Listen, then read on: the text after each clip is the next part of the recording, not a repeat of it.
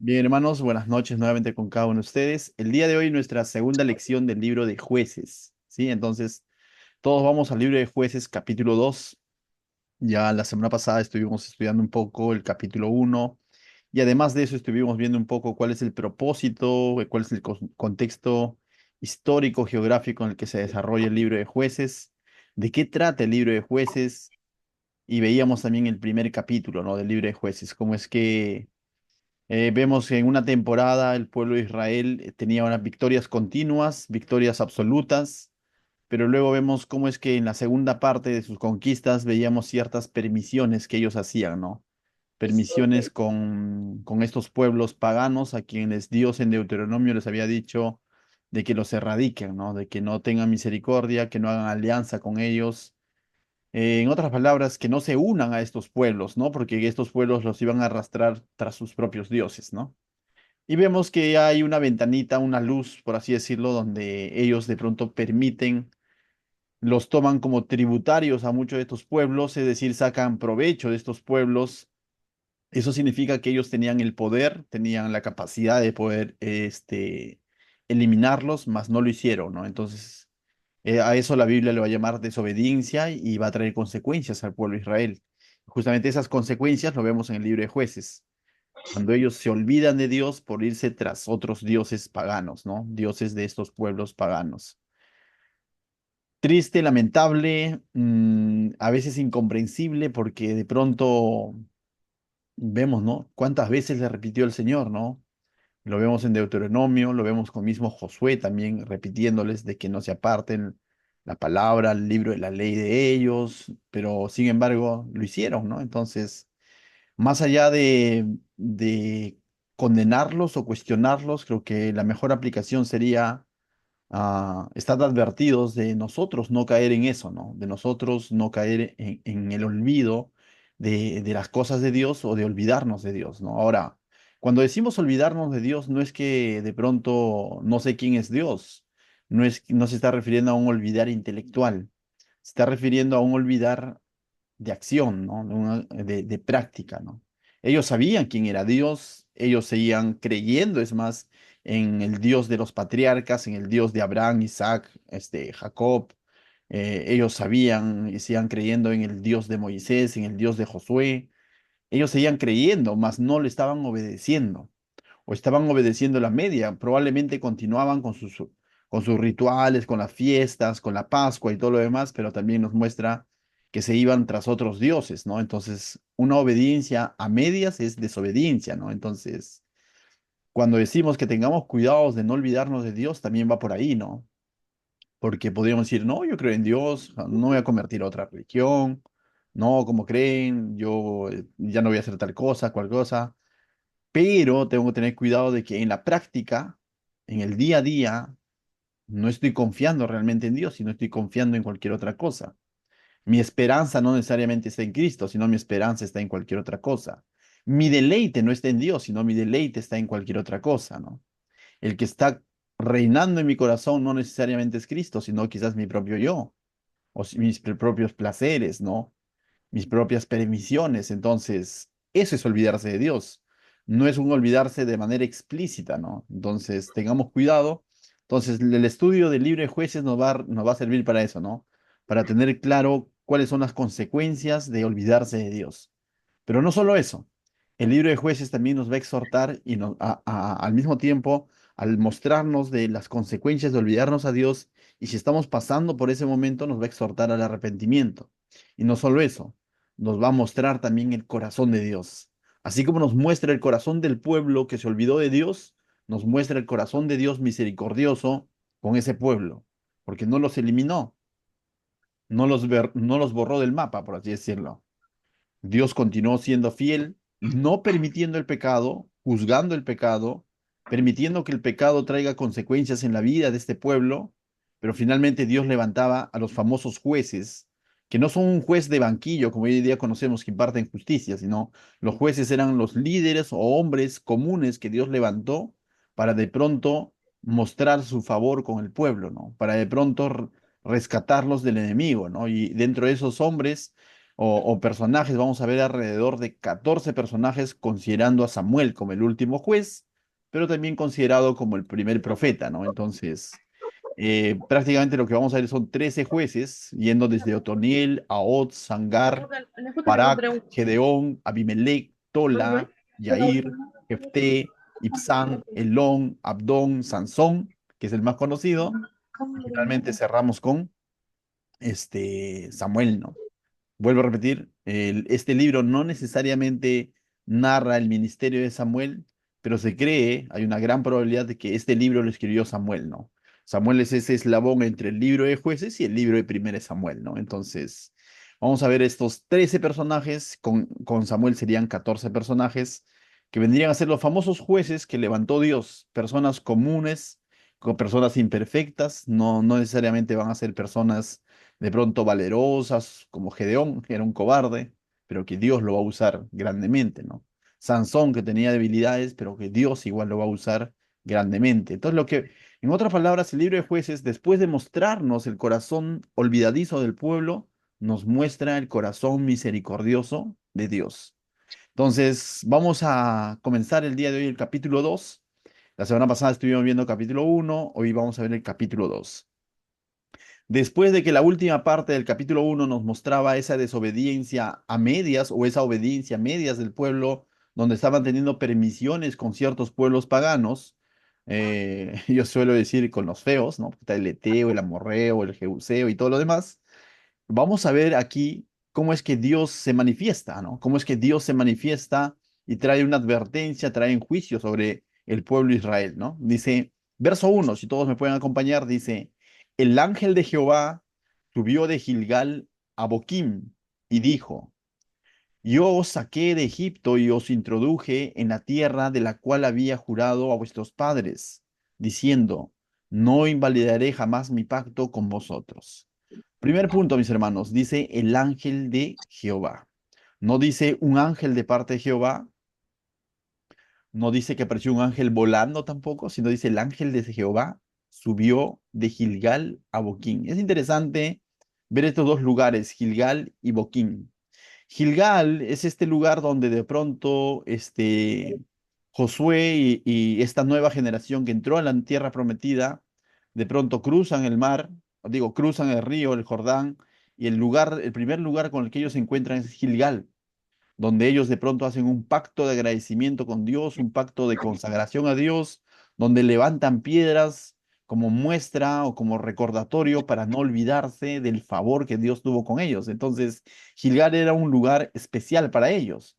Pero interesantemente dice que el ángel de Jehová estaba en Gilgal y ellos ¿dónde estaban? En Boquín. Más ¿Dónde he adelante, leído las preguntas? más adelante voy a explicar qué significa Boquín, ¿no? Pero es interesante, ¿ah? Uno pensaría que ellos deberían estar en Gilgal, ¿no? Porque en el lugar que les recordaba el favor de Dios, cómo es que ellos han pasado el Jordán, cómo es que Dios ha sido fiel con ellos y ahora ya están pisando tierra prometida. Pero dice, el ángel de Jehová sube de este lugar donde ellos hicieron un pacto con Jehová, sube a Boquín. Y en todo caso te adelanto qué significa Boquín. Boquín significa lugar de lloro, lugar de lamento. Entonces es interesante porque esto nos indica que el pueblo, en medio de toda esta desobediencia, estaba en este lugar de miseria, como dicen algunos autores. En vez de estar en el lugar donde ellos de pronto hicieron pacto con Jehová, ellos están en este lugar de miseria, porque en realidad estaban, aunque estaban en la tierra que fluye leche y miel, pero estaban en miseria. ¿Por qué? Porque estaban sin Dios, porque se habían olvidado de Dios. Mucha gente hoy en día, aunque pueda tenerlo todo materialmente hablando, pero vive en miseria si es que no tiene a Dios en su vida. ¿Me dejo entender? Entonces, este pueblo, aunque de pronto al enemigo lo tenía sometido, tributando para ellos, pero en el fondo estaban desobedeciendo a Dios. Y eso es una vida miserable ante los ojos de Dios, una vida de pecado, de desobediencia, porque están confiando más en los tributos de estos pueblos que en el Dios que les ha provisto de todo lo necesario. Entonces dice, hace su aparición el ángel de Jehová. Vuelvo a repetir, no dice un ángel de Jehová, no es un ángel más. Este ángel de Jehová es el mismo que de pronto se apareció en la zarza ardiente a Moisés. Este ángel de Jehová es el mismo que el siervo o el varón que de parte de Jehová, que se le apareció a Josué, capítulo 5 antes de que ellos vayan a la batalla. En otras palabras, este ángel de Jehová es una teofanía o una cristofanía. Es Dios mismo hablándole. Cuando se le apareció a Josué, ¿qué hizo Josué? Se postró y lo adoró. Cuando se le apareció a Moisés, ¿qué hizo a Moisés? Le dijo, saca tus sandalias, ¿no? O sea, del lugar donde estás pisando, porque es un lugar santo. No por el hecho que del lugar, sino porque su presencia estaba ahí. Entonces, cuando tú encuentras pasajes como esto, el ángel de Jehová se está refiriendo a una teofanía, una cristofanía. Es una manifestación de Dios corpórea, por así decirlo, o angelical en el Antiguo Testamento, ¿no? Entonces, se le aparece al pueblo, dice, subió y dijo. Es interesante, mira la frase. No dice Jehová los sacó, sino que dice, yo os saqué de Egipto. Yo os introduje en la tierra de la cual había jurado a vuestros padres, diciendo, no invalidaré jamás mi pacto. Está hablando en primera persona con vosotros. Entonces, esto es una teofanía. Dios mismo entonces les va a primero llamar la atención recordándoles lo que Él les había prometido y cómo es que Él había cumplido su promesa. Con tal, dice verso 2, con tal que vosotros no hagáis pacto con los moradores de esta tierra, cuyos altares habéis de derribar, mas vosotros no habéis atendido a mi voz. ¿Por qué habéis hecho esto? Entonces primero les va a decir, ¿no? Lo que Él ha hecho por ellos y lo que Él demandó de ellos, ¿no? Él demandó de ellos adoración absoluta, entrega absoluta, confianza absoluta, no compartida. Y ahora entonces dice, pero ustedes no han hecho eso. Ustedes no han derribado los altares, ustedes no han escuchado mi voz, ustedes no han erradicado a los moradores de esta tierra. Y les hace la pregunta, ¿por qué habéis hecho esto? Cada vez que Dios hace una pregunta al hombre, no es porque Dios desconozca la respuesta, no es que porque Dios de pronto no esté informado y no vio la cámara. Cada vez que Dios hace una pregunta al pueblo, ¿por qué es? La pregunta tiene una función cuando Dios hace una pregunta al pueblo. Hace que el ser humano o el hombre abra su corazón. Cuando de pronto Adán y Eva pecaron, de pronto Dios se les apareció también mediante una pregunta, ¿no? Entonces, cuando Abraham mismo estaba andando chueco, Dios se le apareció mediante una pregunta. Y es que Dios no es que de pronto no sabía, Dios sabía lo que ellos habían hecho. Dios sabía lo que había hecho Adán, Dios sabía lo que había hecho Eva. Pero mediante esta pregunta le está dando la oportunidad que reflexione, reconozca su pecado, se arrepiente y vuelva a Él. Esta pregunta hacia el pueblo de Israel que le dice, ¿por qué habéis hecho esto? Es una pregunta para que ellos miren hacia adentro. Recuerden todo lo que Dios ha hecho, miren su corazón y se den cuenta y vengan al Señor y digan, Señor, la malogramos, ¿no? Nos hemos olvidado de ti y de tus mandamientos. Entonces, cuando de pronto lees tu Biblia o cuando de pronto escuchas un sermón, cuando de pronto escuchas una predicación o un consejo y de pronto viene una pregunta de parte del Señor, créeme, no es que el Señor no sepa la respuesta. El Señor está buscando algo que Él no puede hacer, así sea el Todopoderoso. Hay algo que Dios no puede hacer a pesar de que Él es el Todopoderoso, que es arrepentirse por nosotros. Eso lo ha dejado para el hombre. El hombre es responsable personal, valga la redundancia, de su propio arrepentimiento. El arrepentimiento es personal. De lo contrario, Dios hubiese creado robots que lo obedezcan por la eternidad y te programaba y listo. No, a eso se le llama libre albedrío. Y cuando Dios entonces viene con una pregunta al pueblo, al hombre, es para que el hombre abra su corazón, se postre ante su Señor y le diga, perdóname. Ellos debieron haber dicho, Señor, hemos sido permisivos, te hemos desobedecido, no hemos confiado en ti. Tenían que haberse arrepentido, ¿no? Mira lo que dice el verso 3. Por tanto, yo también digo, no los echaré de delante de vosotros, hablando de estos pueblos paganos, ¿no? Sino que serán azotes para vuestros costados y sus dioses os serán tropezadero. Entonces lo que Dios le está diciendo en otras palabras, para resumir, van a sufrir las consecuencias de lo que ustedes han querido. Han querido alianzas, Han querido tributarios, han querido hacer, han tenido permisión con estos pueblos, los han permitido vivir entre ustedes, bueno, que vivan al costado de ustedes. Y van ahora a ustedes ver las consecuencias del por qué Dios les dijo que los erradiquen, ¿no? De por qué Dios les dijo y que no hagan alianza con ellos. En otras palabras, lo que Dios está diciendo, bueno, asumen las consecuencias. Entonces, mis hermanos, cuando de pronto no echamos fuera el enemigo o el pecado, espiritualmente hablando, a modo de aplicación, finalmente estos pecados o estos pesos, también hablábamos la semana pasada, que nosotros no nos despojamos para correr la carrera, finalmente nos pasan factura. En algún momento nos van a pasar factura. En algún momento vamos a tener que asumir las consecuencias. No sé si te ha pasado, hay pecados que en algún momento, cuando hemos comenzado en la vida cristiana, lo hemos tenido ahí guardado. No creo que aquel que se convirtió ya perfecto total, no. Hasta hoy en día quizás luchamos con ciertas cargas, con ciertos pesos, con ciertas tentaciones. Si tú lo tienes ahí cobijado en tu corazón, oye, pero no pasa nada, ¿no? Todo está bien, igual, pero va a haber un momento en el que va a pasar factura. Quizás te dice, mira, hoy día mentí, no pasó nada, ¿no? Mañana mientes de nuevo, oye, no pasó nada, no, no es que me cayó un rayo ni nada de eso, pero va a haber un momento en el que ahora nos va a pasar factura. No creo que Dios consiente el pecado, dice que la práctica del pecado no le agrada a Él. Ahora, ciertamente, ¿no? Si pecamos, dice abogado, tenemos en Cristo, pero eso es si caemos en pecado, no si practicamos el pecado. Entonces, mis hermanos, que esta porción nos haga reflexionar, ¿no? Si estamos siendo permisivos con el pecado, Dios va a permitir que estés ahí cohabitando con tu pecado, cohabitando con eso que no le agrada, con eso que te ha dicho ya corta. Podríamos hablar quizás ciertas costumbres, ciertos hábitos, ciertas acciones, ciertas actitudes, qué sé yo. Si el Señor te ha dicho corta y no lo haces, en algún momento el Señor va a hacer esto.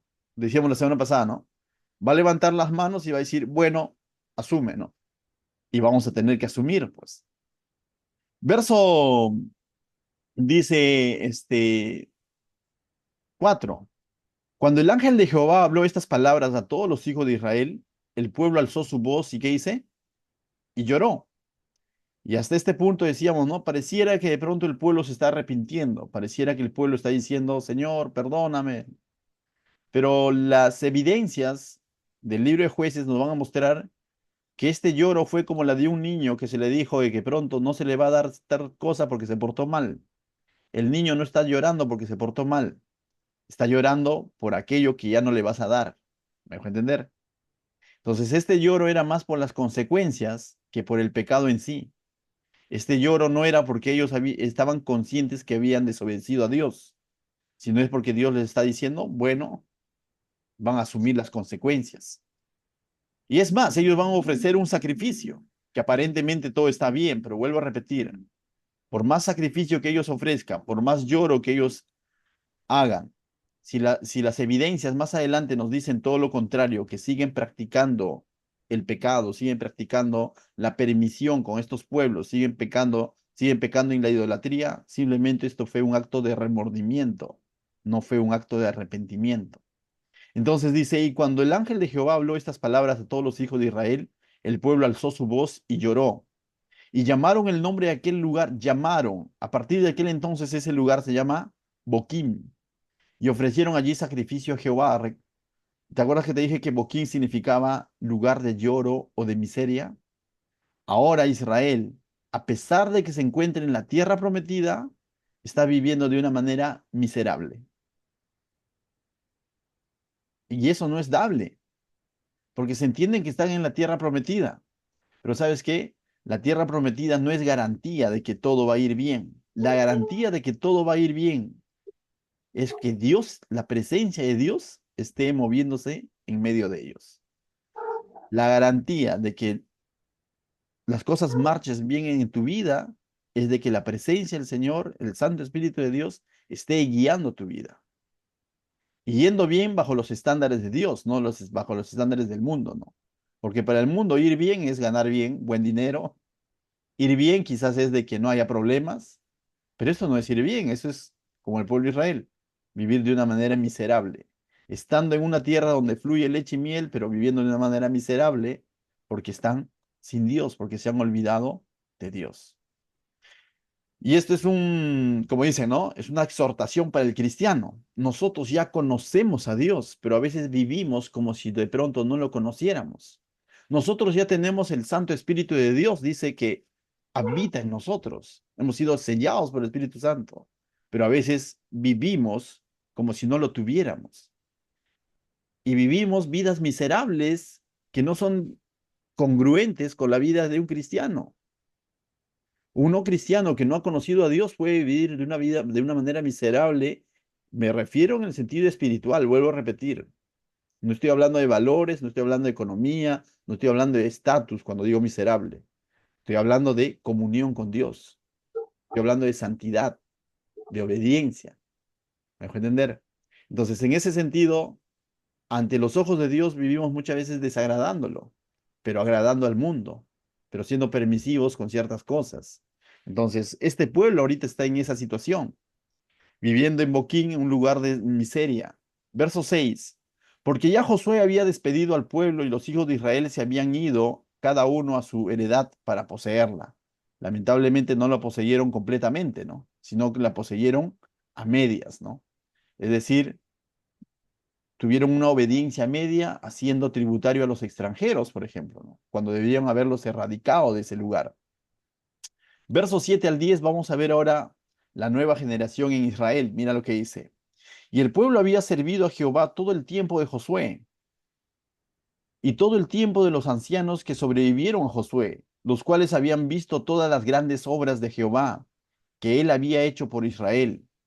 Pero Josué, pero Josué, hijo de Num, siervo de Jehová, siendo de 110 años. Bueno, pero murió Josué, hijo de Num, siervo de Jehová, siendo de 110 años. Y lo sepultaron en su heredad en Timnat Será, en el monte de Efraín, al norte del monte de Gaz. Y toda aquella generación, presta atención aquí, verso 10 dice, y toda aquella generación también fue reunida con sus padres. ¿Qué significa? Que toda esta primera generación de Josué también ya partió, ya falleció en su mayoría o en su totalidad, no sé yo. Y se levantó después de ellos otra generación, a esto se llama recambio generacional, ¿no? Que no conocía a Jehová ni la obra que había hecho por Israel. Bien, vamos a hablar un poco de esto, mis hermanos. ¿A qué generación se está refiriendo cuando habla la generación de Josué? No necesariamente la generación que salió de Egipto. Y si salió de Egipto, salió niño. Recordemos que en el desierto hubo una purga, ¿no? En el desierto, la generación que salió con Moisés cayó en lo que es la incredulidad, en la queja con Dios. Por tanto, Dios, cuando ellos se quejan, les manda una sentencia, ¿no? Le dice que van a estar de ahí dando vueltas por 40 años y que toda esa generación que se quejó no iba a ingresar a la tierra prometida, sino que los menores de 20 años, entre los que se encontraba Josué, iban a ser los que iban a ingresar a la tierra prometida. Entonces, esa nueva generación de Josué pasa 40 años en el desierto y son ellos los que ingresan a la tierra prometida. Si es que tenían menos de 20 años, cuando ellos ingresan a la tierra prometida, tenían entre 40 a 60 años aproximadamente. Se cree que algunos de ellos incluso nacieron en el desierto, de tal manera que en esos 40 años ya están ingresando con sus 30 y tantos años de pronto a la tierra prometida. Esa es la generación de Josué, una generación que se le conoció como la generación no perfecta, pero una generación que le creyó a Dios y fue de victoria en victoria. Pero esa misma generación de Josué dice, obedeció a Dios. Es interesante. Pero cuando muere toda esa generación, la siguiente generación, es decir, los hijos de Josué, la nueva generación, dice la Biblia en el verso 10 que esa generación se levantó y se levantó después de ellos otra generación que no conocía a Jehová ni la obra que él había hecho por Israel. Esto no conocía, no es un desconocimiento intelectual. Es un desconocimiento en el sentido, vuelvo a repetir, la palabra conocer en el contexto es de que éste no reconocía, en otras palabras, no tenía comunión con Dios. No tanto es de que no conocía, no sabían quién era Dios, sabían quién era Dios, pero no tenían un reconocimiento hacia Dios. No consideraban a Dios en sus decisiones. No consideraban a Dios como lo consideraron quizás la generación de Josué, que todo lo que ellos hacían era bajo las indicaciones de Dios. No usaron sus fuerzas para derribar los muros de Jericó, sino dieron ¿cuántas vueltas? 7 vueltas durante 7 días. Esa es una generación que confió en Dios para obtener las victorias en Dios. Pero esta nueva generación no está reconociendo a Dios. Dice, no, reconoce a Dios en todos tus caminos, dice el proverbio. Entonces, eso no significa que no tengas conocimiento de Dios, sino no lo quieres aceptar a Dios. Muchos de ustedes, yo, conocemos a Dios. La pregunta es, ¿qué tanto lo reconocemos en cada una de nuestras decisiones? ¿Qué tanto lo consideramos? Proverbios 1:7 dice que el principio de la sabiduría es el temor de Jehová. Esta palabra temor tiene mucho que ver con el conocer a Dios. Es tener en cuenta a Dios, honrar a Dios. ¿Qué te hace sabio? Tener en cuenta a Dios en todos tus caminos. Considerar a Dios en todos tus caminos. Eso te hace sabio. Pero aquel que es sabio en su propia prudencia es necedad. Eso es necedad. Y este pueblo está actuando de una manera necia, porque está siendo sabio en su propia prudencia. Están confiando en sus propias fuerzas, en su ejército a lo mejor, en sus alianzas a lo mejor, en sus tributos a lo mejor, pero no están reconociendo a Dios. Y es interesante porque dice, no reconocieron a Dios, no conocían a Jehová, ni la obra que había hecho Jehová.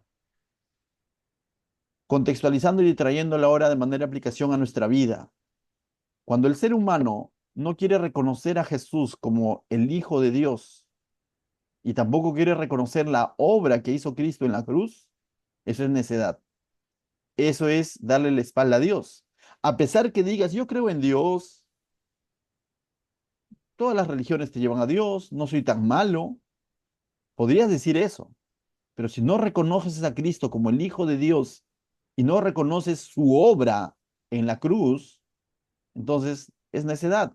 En el fondo estás rechazando a Dios, así tú digas que, que sí crees en Dios. Estás creyendo en la existencia de Dios, mas no le estás creyendo a Dios.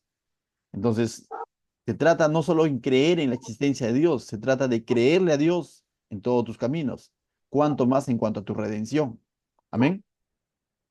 Verso 9 dice, y lo sepultaron, dice en su... No, verso 10 ya, no, 10. Después los hijos de Israel hicieron, mira, la consecuencia, ahora vamos a ver la consecuencia de no reconocer a Dios y de no considerar la obra hecha por Dios. Consecuencia, acá vamos a ver un resumen de lo que sucedió. Después los hijos de Israel hicieron lo malo ante los ojos de Jehová y sirvieron a los Baales. Entonces, esto es consecuencia nada más. La pregunta es, ¿qué de malo hicieron? ¿No? ¿Qué de malo hicieron? De pronto podríamos decir, eran fornicarios, robaban, mentían. No tanto es eso. Esos son solamente ya síntomas de lo podrido que estaba su corazón. Cuando una persona comete esas acciones, en realidad lo malo no es en sí eso. Eso es la evidencia de lo malo que está dentro, aflorando dentro del corazón del hombre. Cuando una persona delinque, cuando una persona agrede, cuando una persona suelta malas palabras, lisuras, trata mal, miente, qué sé yo, borracho, pon todos los pecados, pon toda la lista de pecados. Eso es una muestra nada más ya de un pecado mayor que está dentro del corazón del hombre. Y ese pecado mayor que está dentro del corazón del hombre es que está sin Dios o que no está reconociendo a Dios.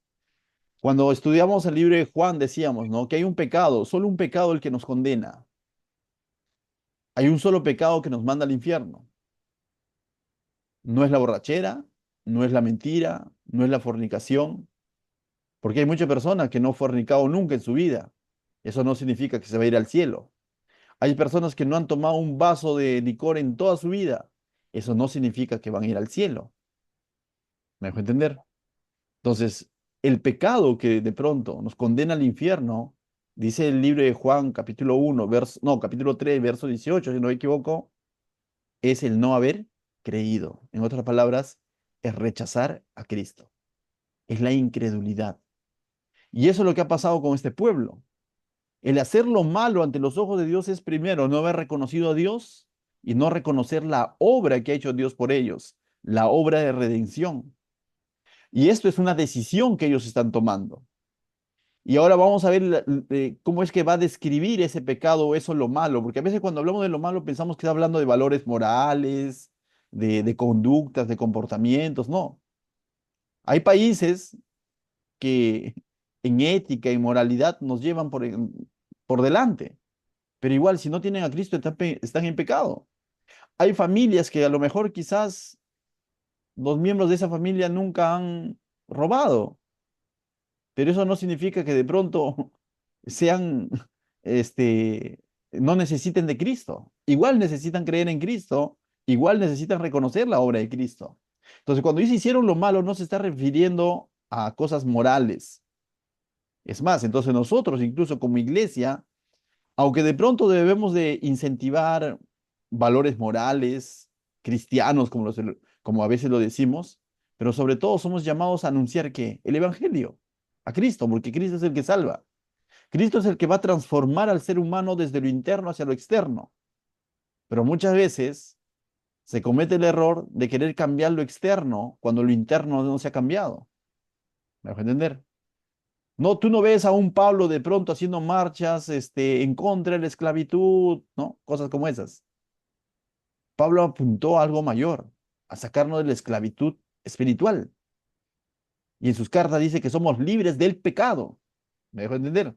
Entonces, ¿por qué? Porque cuando uno es libre y la luz de Cristo alumbra tu corazón, todo lo demás es consecuencia, fruto, nada más ya. Bien, mientras que la religión hace todo lo contrario, ¿no? La religión trata de limpiarte exteriormente, maquillarte con formas de vestir, con formas de hablar, con ciertas reglas morales, pero por dentro sigues podrido. En eso cayó el judaísmo, los fariseos cayeron en esa mentira, ¿no? Entonces, mis hermanos, como iglesia tenemos la responsabilidad de presentar el evangelio, de mostrar a Cristo, quien nos limpia de todo pecado de adentro hacia afuera. Porque hay muchas personas a nuestro alrededor, dentro de nuestra familia, que aún no están conociendo a Dios bíblicamente hablando, que no están reconociendo la obra de Dios bíblicamente hablando. Y nosotros entonces tenemos que mostrarles a Dios y mostrarles la obra de Dios.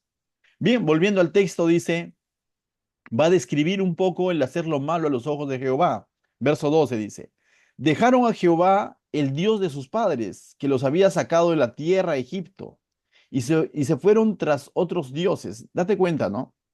Una cosa lleva a la otra, ¿no? Si tú dejas a Dios, si tú dejas a Dios, de alguna manera vas a ir tras otro Dios, con D minúscula. O sea, es una de dos. Yo no puedo decir, no, no, no, dice, no. O sea, eres siervo de la justicia, como dice Pablo en el libro de Romanos, capítulo 6 o 7 si no me equivoco, o eres esclavo del pecado. Una de dos. Entonces, mis hermanos, eh, ellos, dice, dejaron a Jehová Dios de sus padres y los había sacado de la tierra de Egipto y se fueron tras otros dioses, los dioses de los pueblos que estaban a sus alrededores, a los cuales adoraron y provocaron a ira a Jehová. Entonces ellos van a irse tras otros dioses paganos y esto va a traer una ira para Dios, ¿no? Va a provocar a ira a Dios. Lógicamente la ira de Dios sabemos que es una ira de justicia, una ira de santidad. Dios es celoso, pero es celoso en el sentido no humano. Él es el celoso en el sentido de cuidado. Sabe que su pueblo se está mezclando con el pecado y eso va a irar a Dios. Dice, y dejaron a Jehová y adoraron a Baal y a Astarot. Entonces, dejaron a su creador, dejaron a su redentor, dejaron a su protector, dejaron a su proveedor, dejaron a Dios. Y esto es una decisión. Esto no fue un ups, no sé qué en momento me olvidé de Dios. No, esto fue una decisión. Ellos dejaron a Dios, es decir, cambiaron a Dios por irse tras tras otros dioses. Y por eso es que vamos a ver las consecuencias de todo lo que van a atravesar en el libro. Por eso alguien dijo, ¿no? Que el libro de los jueces es como esa etapa, ese periodo oscuro en el pueblo de Israel, ¿no? 380 años de oscuridad en el pueblo de Israel. Vamos a ver ciertos chispazos de luz cuando Dios levante a los jueces, justamente, a estos líderes, ciertos chispazos de luz. Pero hablando moralmente, en cuanto a conducta, vamos a ver que están lejos de Dios. Y esto me recuerda también un poco a lo que dice Romanos 1, ¿no? Que conociendo al Creador, se fueron y adoraron a la qué? A la criatura. Y eso es lo que están haciendo básicamente. Pero también el libro de Romanos dice, por eso que Dios los dejó, ¿no? Los dejó para que vayan tras su propia concupiscencia, ¿no? Y eso es lo que va a pasar de alguna manera. Verso 14. Dice, y se encendió contra Israel el furor de Jehová, el cual los entregó, mira lo que dice, el cual los entregó en manos de robadores que los despojaron y los vendió en manos de sus enemigos de alrededor y no pudieron hacer frente a sus enemigos. Esta parte es como un resumen de todo lo que va a hablar ya, de todo el periodo de 380 años aproximadamente. Está haciendo una especie de resumen del libro de jueces. Después va a desglosar un poco todo ese proceso, ¿no? Pero básicamente en términos generales está diciendo cómo es que ellos abandonaron a Dios, se fueron tras otros dioses y cómo es que Dios se encendió su furor y los va a entregar en las manos de sus enemigos, ¿no? Aquí se cumple Romanos 1. Porque dice, por donde quiera que salían, la mano de Jehová estaba contra ellos. Ya no estaba con ellos, sino estaba contra ellos, para mal, como Jehová había dicho y como Jehová se lo había jurado, y tuvieron gran aflicción. Y esto lo hemos visto tanto en Deuteronomio como en el libro de Josué, hemos visto cómo es que Dios les anticipó, ¿no? Las bendiciones de la obediencia, de Deuteronomio 28, pero también las consecuencias o las maldiciones de la desobediencia. Les dijo, o sea, esto estaba avisado, no es que de pronto, oh, sorpresa, ¿no? Qué malo que es Dios. Dios no está reaccionando de pronto en decir, ¿ahora qué hago? No, Dios había anticipado esto. Y por eso yo decía, muchas veces decimos Dios es fiel a su palabra, pero solo nos enfocamos en que Dios va a ser fiel para bendecirnos. Pero recuerda, Dios también es fiel para corregirnos. Entonces, cuando decimos Dios es fiel a su palabra, ten cuidado, porque si su palabra dice justamente que estás practicando el pecado, va a venir consecuencias. Y ahí también se va a cumplir que Dios es fiel a su palabra. ¿Me voy a entender? Entonces, a veces decimos, Dios es fiel a su palabra, Dios es fiel a su palabra, porque nos enfocamos en la bendición. Pero cuando andamos mal, no queremos recordar eso que Dios es fiel a su palabra, ¿no? Porque sabemos las consecuencias que se van a venir. Lógicamente, también la palabra de Dios dice que si hay arrepentimiento de parte del pecador, él lo va a recibir con los brazos abiertos. Al que confesare sus pecados, él es fiel y justo para perdonar sus pecados y limpiarlos de toda maldad. No, no lo está condenando. Pero aquí vamos a ver un resumen de un pueblo que estuvo tras el pecado, tras la idolatría, todo un periodo de una manera sistemática. Bien, verso 15. No,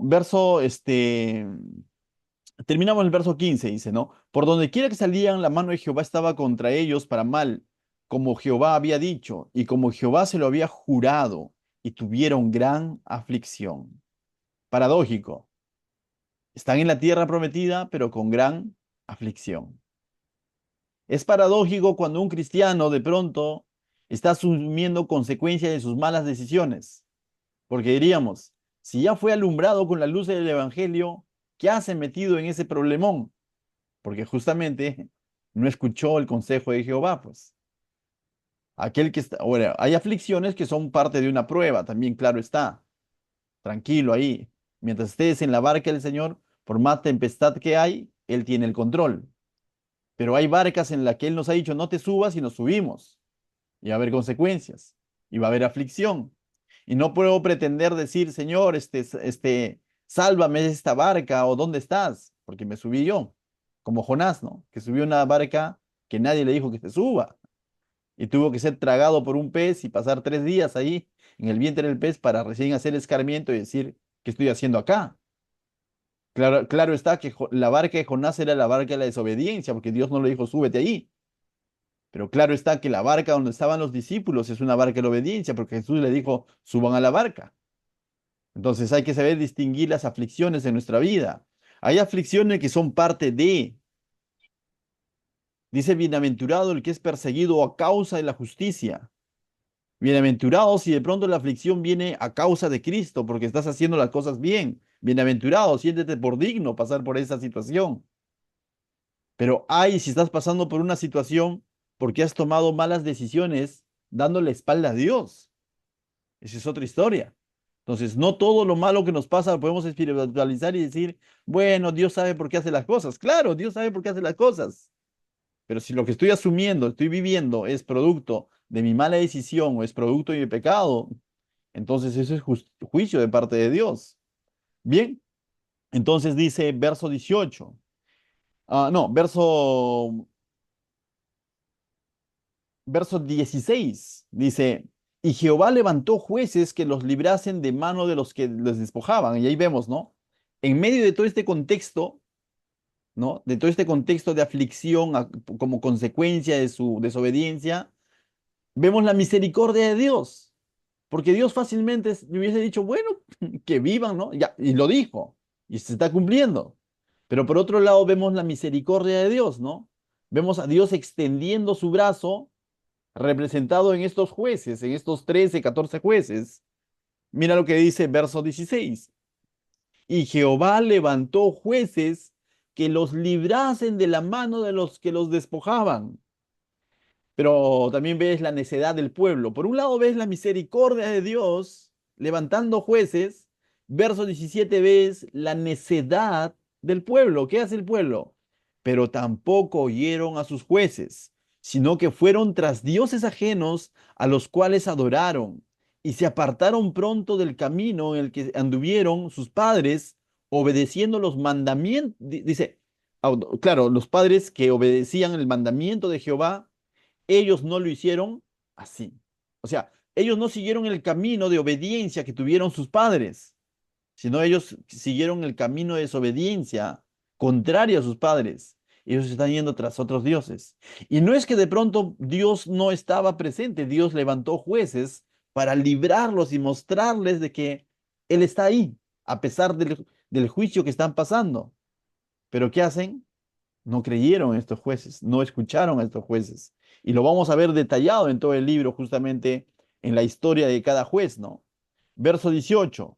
Y cuando Jehová levantaba jueces, Jehová estaba con el juez. Y eso era lo interesante, eso es lo especial. No el juez como tal, o el líder que levanta a Dios como tal, porque vamos a ver que si vemos las características de estos líderes que Dios va a levantar, no son los idóneos bajo el estándar del hombre, no es necesariamente el más valiente. Vamos a ver que Dios le va y usa incluso a un cobarde, pero lo va a usar. Pero el milagro, la gloria se va a dar porque Dios estaba con el juez. Entonces, ¿has escuchado ese pasaje que dice que de lo vil y menospreciado nos ha llamado para avergonzar a los sabios?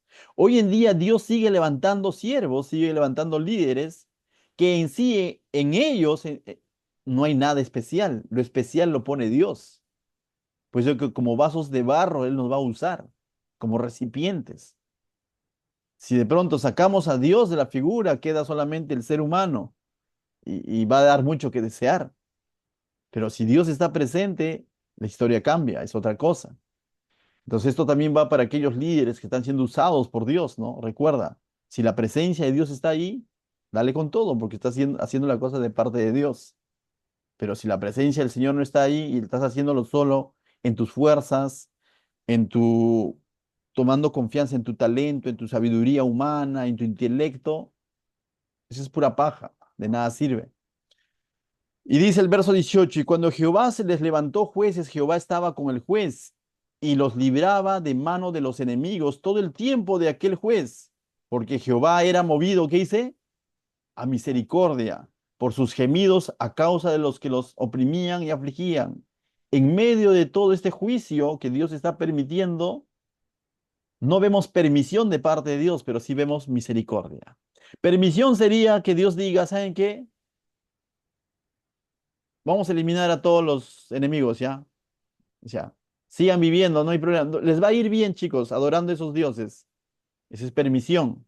No, Dios está permitiendo que ellos asuman las consecuencias, pero su misericordia se muestra levantando a estos hombres para librarlos de la mano de sus opresores. Verso 19. Mas acontecía que al morir el juez, ellos volvían atrás y se corrompían más que sus padres, siguiendo a dioses ajenos para servirles, e inclinándose delante de ellos, y no se apartaban de sus obras, y dice, y ni de su obstinado camino. ¿Qué es obstinado? Terco. Bueno, estaban entercados con la idolatría, estaban entercados de que su plan era mejor que el plan del Señor. No, porque este si me está tributando, eso es ganancia. Eso de plan era mucho mejor a la provisión de Dios. ¿Me puede entender? Cuando se van tras otros dioses es porque están depositando su confianza en la agricultura, en la ganadería, diciendo, este Dios de tal cosa me va a proveer esto. Obstinadamente ellos están creyendo en esas cosas. Como vive hoy en día el mundo. El mundo sin Dios hoy en día vive así, obstinado en su propio parecer. Es más, el libro de Jueces, al finalizar, va a decir eso, ¿no? Que no había rey y cada quien hacía lo que más le parecía o lo que bien le parecía. Similar, es una radiografía del mundo de hoy, del tiempo en el que estamos viviendo. Cada quien cree que, o el mundo en general, cree que lo que hace está bien, ¿no? Cada quien tiene su propia verdad. Y si tú de pronto introduces a Dios o mencionas la Biblia, simplemente te van a decir que eso es para los religiosos, eso es para los retrógradas, eso es para los ignorantes, que ellos tienen una mejor idea. Bueno, esto no es nuevo entonces. Verso 19. Mas acontecía que al morir el juez, ya lo hemos leído, verso 20, y la ira de Jehová se encendió contra Israel y dijo, por cuanto este pueblo traspasa mi pacto que ordené a sus padres y no obedece mi voz, tampoco yo volveré más a arrojar de delante de ellos a ninguna de las naciones que dejó Josué cuando murió, para probar con ellas a Israel dice, si procurarían o no seguir el camino de Jehová, andando en él como lo siguieron sus padres. Por esto dejó Jehová a aquellas naciones sin arrojarlas de una vez y los entregó en su mano de Josué. Y no las entregó en la mano de Josué. Lo que está diciendo es algo interesante, que en parte Dios no hizo que Josué arrojara a todos esos pueblos. No porque Dios quería que esos pueblos estén ahí, sino para que la nueva generación también su fe, su confianza sea probada, para que la obra no solamente recaiga en lo que hizo Josué, sino que esta nueva generación también tenga la oportunidad de obedecerle a Dios, de creerle a Dios, de tal manera que cada generación tiene sus propios retos. Y la reflexión final de esta noche, mis hermanos, en medio de todo lo que se ha dicho, quizás es redundante, pero es claro, pero la reflexión final también sería lo siguiente, ¿no? Primero, que como padres, los que somos padres, o como adultos, los que somos adultos, veamos lo siguiente: ¿qué tanto estamos guiando a la nueva generación que confíe en Dios? Porque nosotros no vamos a estar toda la vida. Como iglesia, ¿no? Como iglesia, ¿qué tanto estamos guiando a la nueva generación a que confíe en Dios? Pero ese guiar a los demás que confíen en Dios no va a ser porque tú le digas con tus labios, va a ser cuando ellos vean que tú lo haces. Y si nosotros no lo estamos haciendo, ellos van a imitar. Si nosotros lo hacemos, entonces también tenemos responsabilidad de enseñar a los demás, ¿no? A que ellos también confíen en Dios, ¿me va a entender? Entonces, eso es algo que debemos de meditar, ¿no? ¿Cuál es el mejor legado que vamos a dejar a las nuevas generaciones como iglesia, como cristiano, como padres, como adultos que somos, ¿no? Dijo alguien, ¿no? Que todos servimos de ejemplo, de mal ejemplo o de buen ejemplo.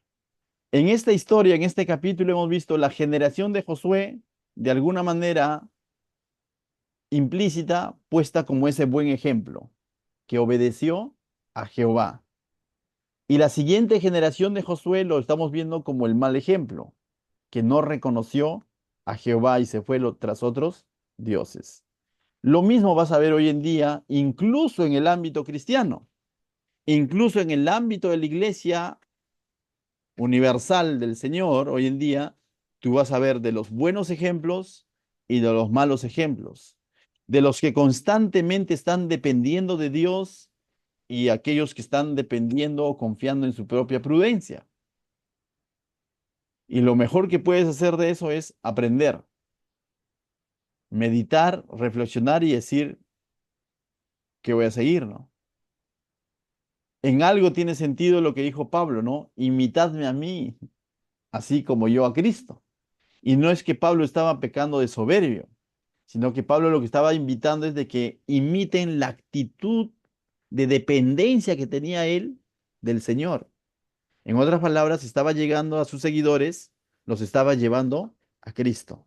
Y esa es una de las cosas que somos llamados a hacer, de que las personas con que nosotros interactuamos, a quienes nosotros discipulamos, a quienes nosotros evangelizamos, no es llevarlos a que confíen en nosotros, ni siquiera en la iglesia, sino que confíen en Cristo, porque la fe de cada uno de ellos en algún momento va a ser probado. Y cuando sea probado, esa fe tiene que reposar en Cristo, no en el pastor, no en la iglesia siquiera. Aunque la iglesia es llamada a ser ese cuerpo del Señor, pero finalmente la confianza de todo nuevo creyente tiene que estar puesta ¿en quién? En Dios, en nuestro Señor Jesucristo. Por otro lado, mis hermanos, como dice el estudio, no te olvides de Dios, no te olvides de Dios. Es fácil de olvidarnos del Señor. ¿Qué tal si oramos? Padre, te doy gracias, Señor, esta noche por tu palabra, Señor. Gracias por exhortarnos, por hacernos ver, Señor, cuán necesario es vivir, Señor, con los pies sobre la tierra, pero con la mirada puesta en ti, Señor.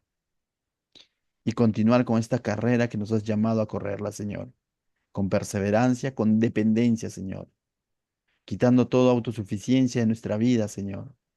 Quitando toda permisión de pecado de nuestra vida, Señor. Ayúdanos a erradicar todo aquello que no te agrada, Señor. Todo aquello que de pronto estorba en nuestra comunión, Señor, contigo. Ayúdanos a erradicarlo de nuestra vida, Señor. Aún consideremos como un beneficio o algo bueno, algo rentable, Señor.